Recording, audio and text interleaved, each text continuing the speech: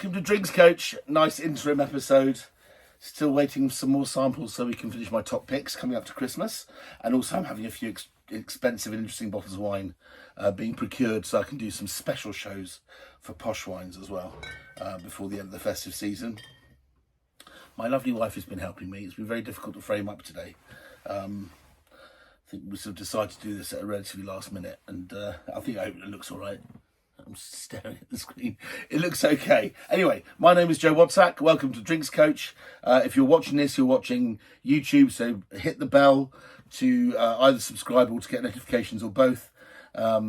Please come back and you'll get notifications of my next shows if you do that. If you look right above here, that says YouTube Drinks Coach, and we've got Vinesack, which is my moniker if you want to talk to me about anything really. If it's pertaining to this show, Drinks Coach UK, all lowercase, and that's available both on Twitter and on Instagram, and I'm on Facebook as well. Just find my name. You right, lovely? Right, I'll pass you a glass of wine in a minute. So kind of a fairly chilly weekday evening. So what am I doing today? Well, actually, I wouldn't say I've been putting this off, although I think Emma would probably disagree. But I've been asked about natural wine. I've been asked about biodynamic wine and all that sort of things, and orange wines and so forth.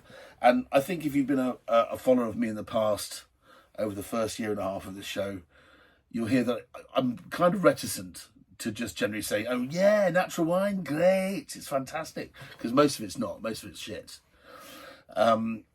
What is natural wine? Well, it's kind of going back to base roots. It's going back to how wine was made when people had a stick and a stone pot, really. I know that sounds a very, very simple response, and also a slightly derogatory response. But like craft beer, I think a lot of people have got into the natural wine game, and the wines are incredibly inconsistent. And what you can't have with a drink is inconsistencies from one year to the next. And with wine, that's doubly hard, because every year you don't know what weather you're going to get. It's been hundreds of years of evolution and technological revolution that's allowed us, for example, to make a champagne that tastes the same every year, because we worked out ways on doing it, so people get the same experience, an experience they want to buy because they've had it before. Yes, thank you, darling. This is a little chance for me to taste some wines which I've never had before. They were sent in great faith. Graham Sutherland, if you're out there, he's worked for lots of companies that are very prestigious. He's now got a company. I'm just getting his information up here on the telly screen on my little iPad. But Graham Sutherland, I think, was worked for Bendham, is it? I think for a long time. Alliance and Inotria, a company I still do quite a lot of work with.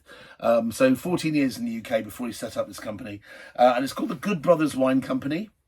He also has a wine shop in Edinburgh called Winecraft. So those people up there who are in the food scene, particularly if you're in the natural, the hipster scene, I'm pretty sure you'll know his wines, because he probably has the broadest range of naturally produced low intervention wines, which is the way I'd like to think of them. So if you're in Cannon Mills in Edinburgh, go and see Graham or one of his minions and you can buy these wines. I did check that he sent me these wines some time ago, early summer, I think. And they're all still available, which is fantastic. So I'm not talking about wines which, when you get there, you'll get the wrong vintage. So without further ado, we're just going to open them one by one and have a little chat about them. What do they have in common? They're all Spanish, in this case. Natural wine, big thing in Spain, big thing in Italy. It's getting rapidly bigger everywhere. But, you've got the hipster scene in Portland, in Oregon. You've got even the Japanese have a natural wine scene. The great Dr. Jamie Good, he's one of the great journalists in our industry. He's out there right now drinking all sorts of very strange wines in Hokkaido. And a lot of these wines are basically made because I think a lot of people feel that the way that wine is made typically is very impactful on the environment. You use a lot of water. There are chemicals put in the soil. Sulfur is added to the wine, which it's controversial how bad that is for the body. We have quite a lot of sulfur in our body already, so I don't think it's as harmful as people make out. But some people could be allergic to it and get headaches. And the old trope that organic wine doesn't give you headaches isn't strictly true. Just a noise in the background there. Thank you. But thank you, Graham, for sending them to me. And I told you I'd get around to trying these wines, and I'm doing them on camera. How's that? First one. This is called Brutal. Brutal Tres. And this is a wine from Catalonia, which is, and in fact, more specifically, I think, in Penedès or Castellsegre, which is southwest of, or west-southwest of Barcelona. And Catalonia has a very, very groovy food and wine scene, as you can imagine. These wines have got plenty of restaurants to be poured in. This is made from some grape variety, which I don't think are that common in that area. Albariño certainly is a Spanish variety and very trendy, but comes from the northeast of Spain, a long, long way from where we are, which is in the southwest, or certainly west. Sorry, east. Northwest of Spain, not east. Start again. Right, Galicia, where Albariño comes from the northwest of Spain, when we're in the southeast of Spain, the south of the Pyrenees, in Barcelona in this case. But there is Albariño in this wine. But there's also Roussanne. Roussanne is a grape variety which comes from the northern Rhone, which means going for even further east towards Italy until you get to the end of France, and it's about there. And I think there's some Garnacha in here as well, but Grenache or Garnacha Blanca, that can be a movable feast. It's the most widely planted variety, and I think that it's grown both equally, quantitatively, in both France and Spain. So let's have a try of this. What else do we know about it? It's only 11% alcohol. We know this has been spontaneously fermented. We know that also the grapes spent some time in the bottle, in the tank after the wine started fermenting, giving it this really lovely golden hue, if that's what I like to call it. But that's a colour that turns a lot of hipster wine lovers on. What do you think of that, Emma? It's a bit like pea, but it's more golden than that. There's more vibrancy coming out of it. It looks like a wine, actually, that's partially fermented, what they call Bourbet. When wines are nearly finished fermenting, at the end of harvest in Bordeaux, they sometimes draw it from the tank, so it's slightly fizzy. It's still fermenting. It's got a frothy, bready character to it, but it's very natural. It's basically pet nat, which hasn't been bottled. And you have that with toasted chestnuts in the vineyards. It's absolutely delicious. So let's see what we'll make of this. I don't know what I'm expecting. It's low in alcohol, which means that it's inclined to have possibly some residual sugar, unless it was picked early on purpose. And if it was picked early on purpose and it's not sweet, then it'll be high in acid. So you can work these things out because it's only 11%. But the grapes have spent time in it, so there might be some grip, some tannin to it. I don't know. Let's have a look. Well, the first thing is, it smells quite good. And it does actually smell like Bourbet. It smells like a wine that's not entirely complete. Now, that's obviously done intentionally. If it's a spontaneous ferment, what might happen is the wine might just stop fermenting. If you're true to letting the wine do exactly what it should or what it likes, a bit like artisanal cheese manufacture, you don't steer a cheese in a certain direction unless you're making craft slices. You let the cheese just do its work, and then you produce a cheese, and either the cheese is delicious or it's not. And this is kind of like the essence behind authentic natural winemaking. So if the wine decides to stop short on the fermentation and leave a bit of sugar behind, you bottle it like that, because that's what you intended to start with. So this is really why there's so much variety from one vintage to the next. But over time you learn to train the process so that you have more consistency. But if there's some rot in the vineyard, just screwed, that's it. You know, if you're a disciple to the course of natural winemaking and the wine starts to rot, you just have to press rotten grapes.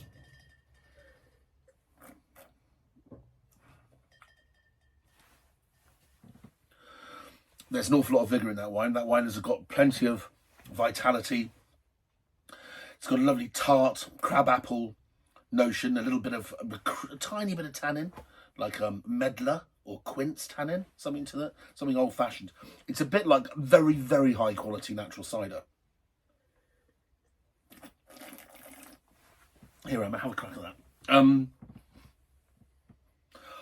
I'm very happy drinking that. And it's very good. I was a bit nervous about it. It's hazy, it's not filtered. It's been made in, imagine, epoxy or stainless tanks or concrete tanks and just finished off. Good, isn't it? Yeah, well done, Graham. Okay, so this is from this estate. This estate's called Vinya Aixala. I say it's Aixala because Aixala accent. So you pronounce the last A. So it's Aishala, sounds very Catalan. But this is the first wine. Why they call it brutal? It says so brutal! Exclamation mark. And it's got the Grim Reaper on the front. If anybody's a Blackadder fan. Oh, it's a scythe. And there's a scythe on the front as well. So what would you pay for that? I don't know if it was on offer or discount, but I think if you buy it online or from Winecraft, low 20s, like 23 quid, is it? Might even be 21 quid, but it's around that. And I think some of these wines have got a few quid off, down from 28 to 23. But all of these wines fit between £21 and £27. So let's just call them roughly 25 quid each, and there'll be change left in your pocket. I think that's the way to do it. So where does that bring us? We've tasted the first one. I love it. It's delicious. Very much what the hipster would say is a vin glou glou. It's a crushable, gluggable wine. Really, really nice to drink. Doesn't have to be freezing cold. As it warms up, it's still refreshing. Almost like beer. In fact, I'm going to let you have that because you probably need something to keep me going with all my drivel going on in the background. There you go, Emma. You're welcome. And tribute to you, the next wine is called Emma. There you go. So this is Emma White from Vinyas Aishala, or Vega Aishala. This is 12.7% alcohol. The last one was 11. So I'm expecting this both to be made from riper grapes, but also I'm expecting the wine to be in a drier style. Okay.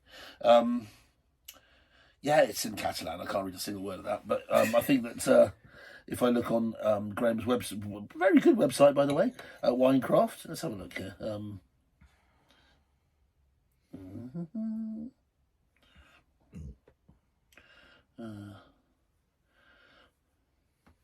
Fascinating, isn't it, watching me do this? But I thought I'd do this spontaneously because I just, if I overthink these things, I end up saying things. I think I'm institutionally natural wine racist, and if I spent time thinking about how I was going to present these wines, I think I'd be probably more negative than I am in the moment. As you can see, I quite enjoyed that wine, so I would have found all sorts of reasons to say, oh yeah, but it's very rustic, but no, that's lovely wine. End of story. The next wine is what did I say? Winecraft. I mean, yes, I did. Winecraft. Spelt Kraft, by the way, like craft work. Not sure if that's the point. Here we are. So, yes, I'm over 18. I'm amazed that you have to be 18 to drink booze in Scotland. I always think that if you're 14, you'll probably get away with it. So this is Vega Aishala Emma. So this is a 24 quid, by the way. Only 2 left in stock. First come, first serve. This is from 2018, if I remember. No, sorry, 2020, the white wine. This is half Albarino, the stony, wonderful, saline gastro white wine of northwest Spain, and I think one of the newest and up and coming fine wine regions of the world is Rias Baixas, because Albarino is capable of extraordinary wine. The other half is from the best white grape variety in the world, which is Riesling. You might have thought I was going to say Chardonnay. Equal, okay, but Riesling, a variety that even at low alcohol can age for 50 years. It's a real magnifying glass of the soil in which you've grown the wine, so it makes the wines very expressive. Albarino Riesling sounds like quite a clever combination on the face of it, and also I think if these wines are very natural, I imagine what they're doing is they're picking the Albarino grapes and the Riesling grapes and possibly even fermenting them together, co-fermenting to produce a much more harmonious product. Oh dear, that's not going to work, is it? Anything else I can tell you about this? Described as bruised apple. That was kind of the fruit I'm expecting. But it's from Catalunya again. It's completely biodynamic, which means it's witchcraft organic. Grapes are picked on certain days of the year. The wines are tasted and blended on certain days of the year. The soil is activated by putting all sorts of strange things in the ground to encourage the bugs and stuff to grow in the soil and aerate the soil, and you end up with wines with more profound flavours ultimately at the end of it. But we're all talking about either doing it for ethical reasons because you don't like the way that some wines have ruined entire tracts of Europe with pesticides being used, or you're doing it because you've made the wine as well as you possibly can, and biodynamism is marginal gain. It might give you an extra 1 or 2% over your sort of competitors, really. Okay, so this was in contact with the skins for 8 days, and then once the wine was made, it was rested in tank for 4 months. So it's been on the lees for 4 months, which is the muck in the bottom. I've noticed they haven't bothered to take it out. And also, you've got the skin. So you've got phenolics from the skin, gives it a mouthfeel, gives it more aromatic, gives it tannin. And then the dead yeast cells, which the wine's been rested on, give the wine breadth and creaminess. This is 12.7, so I'm expecting a whole lot more body than the last wine, although Albarino and Riesling are famously quite linear wines. Okay. Well, it smells slightly funkier than the last one. Bruised apple, yes. It's more complex than that. I'm thinking bruised... No, I'm thinking apple strudel. There's a spice. There's a kind of nutmeggy cinnamon spice rolled into the slightly russety apple. Ooh, thrown everywhere now.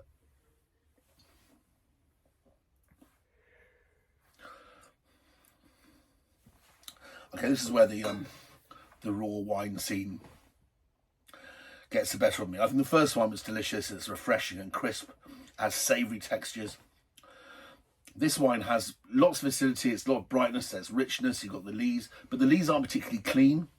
That is to say, the dead yeast, the gross lees, have a quite a sicky, funky note. A note that's verging on fecal. I don't want to sound too horrible, but a lot of natural wines just literally smell like a baboon's arse, and they smell like a sweaty horse. There is a little bit of Brettanomyces here, which is a type of yeast that creates these animal aromas. It's got lovely texture. It's got real mouthfeel. And if I'm sitting here eating cheese, I'll probably... Yeah, what do you think? You think it's all right? Have a taste first. It's different. Yeah, I quite like Brettanomyces. Yeah. Well, I like it in my cheese.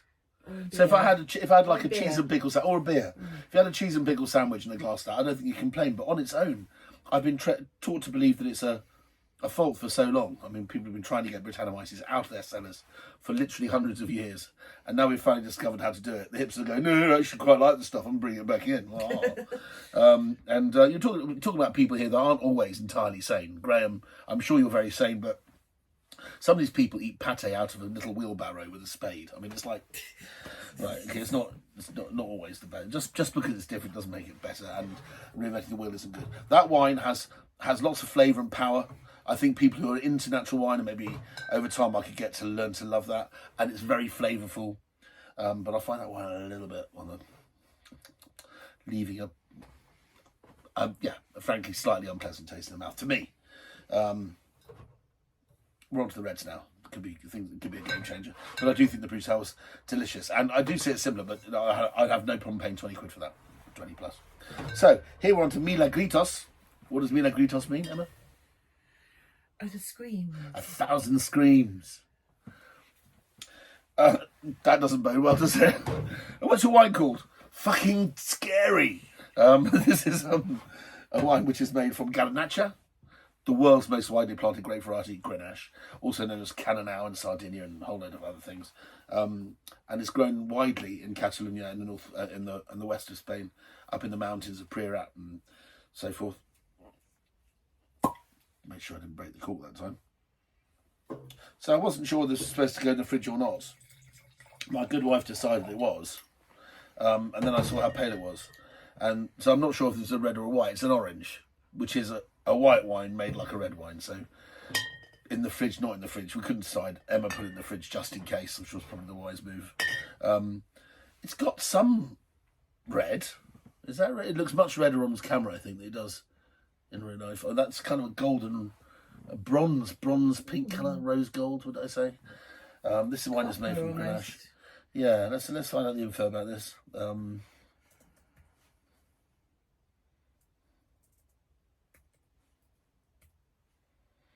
Orly Lumbreras is the place, I think, and this is made in a place called Sierra de Gredos. This wine is £3 off at £23 at the moment, and it is made from Garnacha in Navalmoral. Again, that's the same part of the world, I think. DOP Cabreras. Winemaking. No added sulphur. Fermented in stainless tanks, 20% being destemmed. That is to say that most of these grapes, when they were picked, are just kept as whole beautiful bunches and just chucked into the fermenting vessel, because then after time all those little grapes burst, and when they burst they put a leisurely amount of pressure on the skin, giving a little bit of colour and juice. You end up with very fruit forward, very full, very perfumed wines, and this is called macération carbonique, or carbonic maceration. Whole bunch ferments. But here 20% has been put through the égrappoir fouloir, which is the machine which takes the grapes off the tree, the woody bit in the middle of your bunch of grapes. So there is 20% of the grapes here have been given normal treatment, so they'll give a bit more tannin and a bit more extract, but 80% of them are here to make a soft aromatic wine. And look, this wine doesn't have much colour, so it's designed, I think, to be drunk relatively young. It spent 3 months in fourth fill barriques. I love the idea of fourth fill barriques. That's a young man trying to make his way in the wine world, young Turk, new ideas, loves the natural wine movement, but he can't afford third fill barrels, so he's bought fourth fill barrels, which are those barrels you find outside pubs with soil in. It's probably all he can afford, but it's also because he's got inert wood. He hasn't ruined the wine with oak, so fair play to him for that. Oh, I say he, could be a she. I don't know who made this wine. I don't have the name of the winemaker here, but malolactic goes through, which you expect all red wines to do. So this is actually being treated like a red wine. 3 months in fourth fill barrels, and then blended and rested for another 6 months for release. So what vintage are we looking at for this? I'm not entirely sure what it says.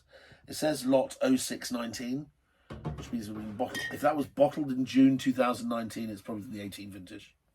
Okay.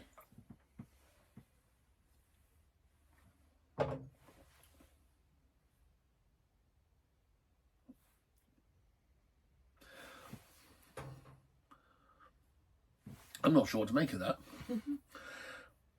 It's got an absolutely delicious, pure back note. This kind of soaring back note of raspberries and wild strawberries at the back. But it's a stony, minerally wine. This wine has texture and mouthfeel. It's very unlike wines that I normally drink. The nose is soily, soft, earthy.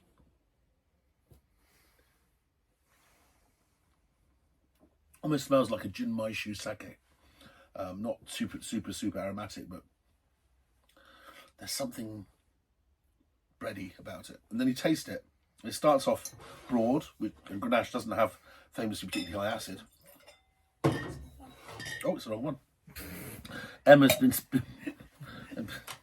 spotted that I poured the wrong way in the bottle, in the glass. So thank you for that. Right.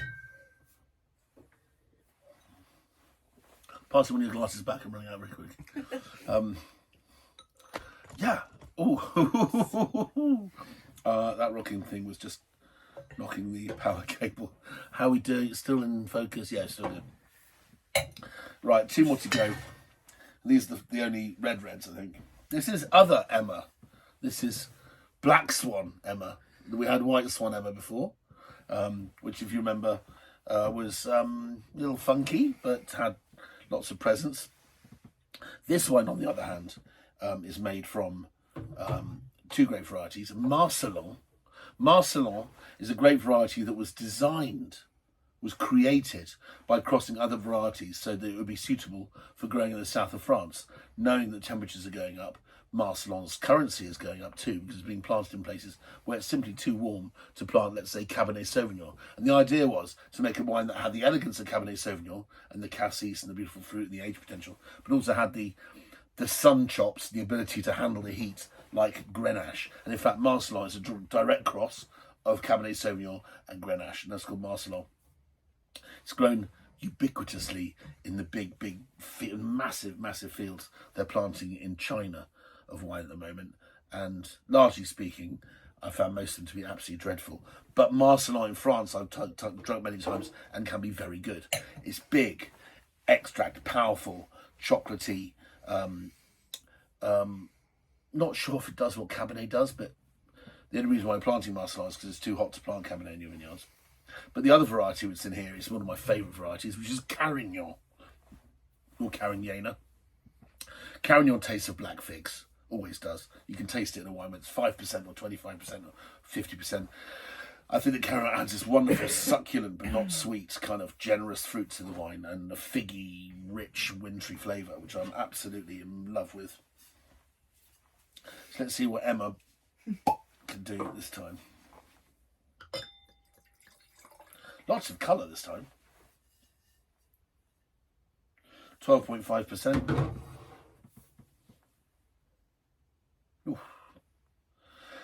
Yeah, it's spontaneously fermented. It does smell like a natural wine. It has a natural wine smell.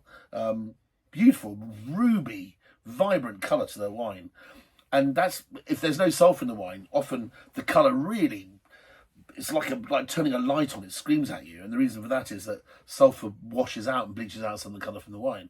And here we've got this wonderful dark crimson blood red to the colour, but you feel like you can almost see that in the dark. All right, first thing I smell, a little bit of funk. Not horribly funky, not rubbery.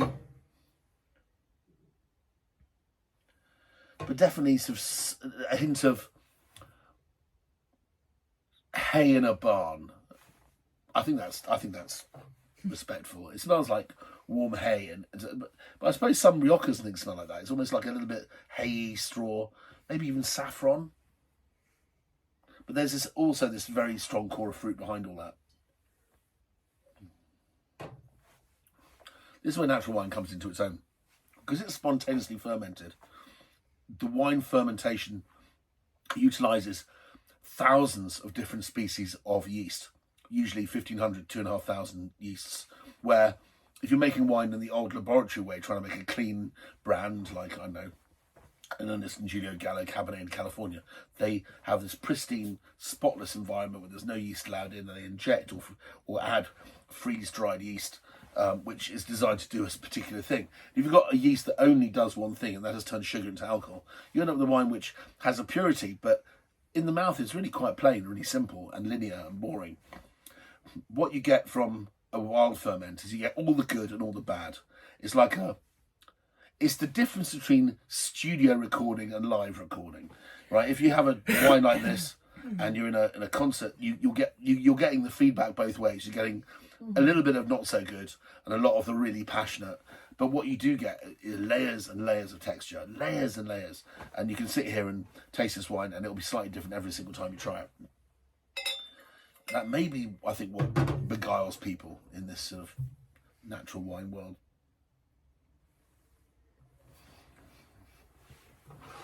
Velvety soft.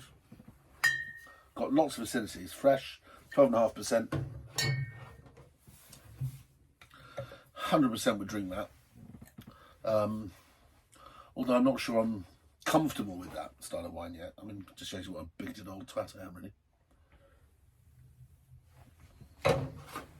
Okay, last wine. Sorry, I had to do that. I had a bottle of glasses there.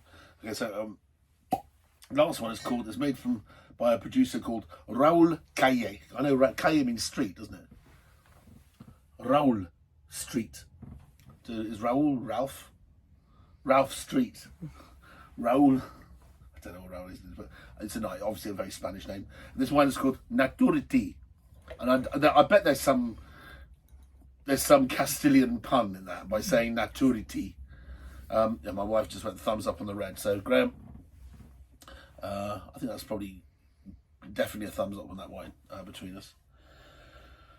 So Naturi, and there's little red tea. Why? It's made from Tempranillo. But I mean, I don't know. If I go into a bar and say, hey, me gustaría una Naturi tea, and people go, that's funny, isn't it? No, I don't get the joke. But these things tend to have jokes on them. I don't know what it is. But this wine is a naturally produced Tempranillo. Tempranillo is by far and away the most respected and widely planted variety in the whole of Spain, taking Grenache out of the equation, certainly. But if you look at Rioja, the most famous wine region, the wines are largely dependent on Tempranillo. If you go to Ribera del Duero, they're the famous wine region. They have a wine called Tinto Fino, and Tinto Fino is a thick-skinned, more tannic brother of Tempranillo, but still Tempranillo. If you go to the big wastelands where they make jug wine for you when you're on holiday, on your, I don't know, your stag night, and you're drinking just pitchers of sangria, that's often made from a grape variety called Sensibel or Thentibel, and Thentibel is also a Tempranillo. So yes, Tempranillo is everywhere. Okay. This looks like Tempranillo. I don't want to sound like an expert or anything. When I look at that, I go, oh, it has a colour. Tempranillo has this distinct red colour, which it starts off as red. It's never dark purple. When you pick the grapes at different acidity levels, early or late, in a warm climate, cool climate, that can change the colour. We call this a pH colour fix. So the pH of a certain wine can be detected just by the hue. So if you're in Barossa Valley and you see a Syrah that's got a bluey red colour, you go, mate, that looks like it's got quite a low pH, probably about 3.3, 3.4. And if it was like bricky and brown around the edges, you go, mate, it's 3.8. Need to add 10 in, get that colour back. All right, and people can use that as an indication of how stable and how soft and how quickly the wine's going to evolve. Was that interesting? I don't know. It was a sidebar anyway. So let's have a look at this. Oh, I like the smell of this. I'm going to just put this in Naturity, because I read stuff about Raoul on here, which was quite fun. I think he started off as a tree surgeon and a teacher. Decided he wanted to go with the birds and bees and get hammered in his little cellar by himself. So this is hand harvested, 10% destemmed, as I explained before, fermented with its own indigenous yeast in a mixed plastic tank and open barrel. Man's using very primitive equipment here. Obviously, when you start this process, it's very expensive to get all the kit in one go. Maybe he's happy with the plastic bin making his wine. We'll discover that when I try it. There was no correction or adding done at all in the winemaking process. So you literally put the grapes in the wine and went, la, let's see what nature can produce. After 15 days, it was pressed. So that explains why there's some colour. It spent 2 weeks, just over 2 weeks on its skins. In a manual press, so it went. Then it was racked off into American oak barrels. Probably cheaper because in Spain, Spanish oak is American oak. So it was probably local to Tenerife. And then it was aged for 4 months. So it's the only one that's got any reasonable sort of wood influence, if you like, on the wine. Bottled without filtering or stabilisation. But there might be some deposits in the wine. Well, this pour doesn't, but there's probably some crystals in the bottle. I like the label, don't you? What do you think, Emma? Yeah, lovely. It's a real birds and the bees label, yeah. You imagine going to the wine and going, knock on the door, hoping to come and taste the wine, and he comes to the door with a pipe in his mouth, completely naked with a beard. Yeah, so we'd like to try some of the wine, and you sit down and listen to the mummers and the puppers and smoke weed first. It just feels like one of those wines.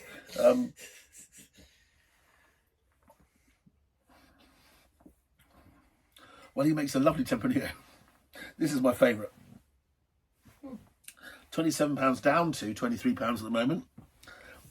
It says 15% off, and it's still in stock. Oh, dude, this is delicious. I might bring up Graham and get some. I can buy it with online Apple Pay. They'll just send you bottles. Apple Pay. You don't have to think about this. Just go online to Winecraft or Good Brothers, and they'll send it to you. Yeah, I'll put the details in the commentary as well. But what do you think, Anne? It's lovely, isn't it? Yeah. It tastes like mushed strawberries, a little bit of cherry. Gosh, that's lovely. It says cassis here. I'll take cassis. There's a little bit of creme de cassis in there, isn't there? So, just a sidebar.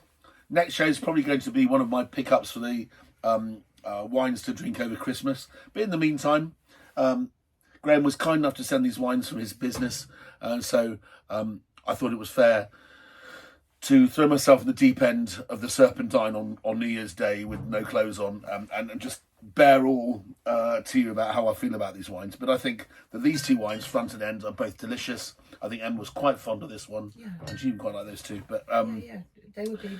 Even if you're not sure about natural wine, you find the flavours a little bit étranger, a bit off-putting. Certainly the first and last wines are just really delicious, gluggy wines, and this is where we're going tonight, babes. I'm going to make a nice bucatini and fish tomato pasta, and I think I'll probably go with both of these, actually. So there we go. See you next time.